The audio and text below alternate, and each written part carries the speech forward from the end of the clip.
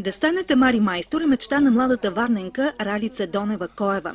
Тя е вече дипломиран инженер, когато случайно попада на информация за традиционното японско изкуство в интернет. Изключително необичайното за нас занимание я увлича и тя се усъвършенства в него вече 3 години. И все още е начинаеща.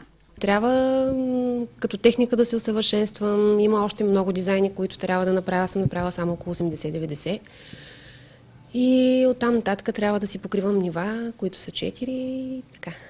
Варненката се амбицирала да стане истински майстор на тамари и един ден нейните топки да бъдат изложени в музея Тамари в Япония.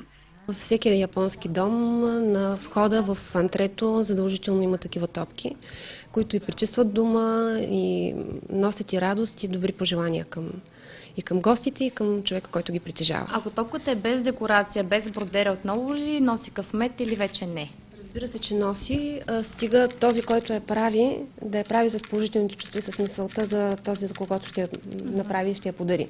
Цената на топките тамари достига стотици долари в зависимост от сложността на изработката и големината им. Въпреки че са подарък за късмет, за сега те не са популярни сред българите, казва Ралица. Според нея ние все още не обръщаме достатъчно внимание на декорациите, а предпочитаме предметите да бъдат функционални. Ралица обаче се надява скоро това да се промени.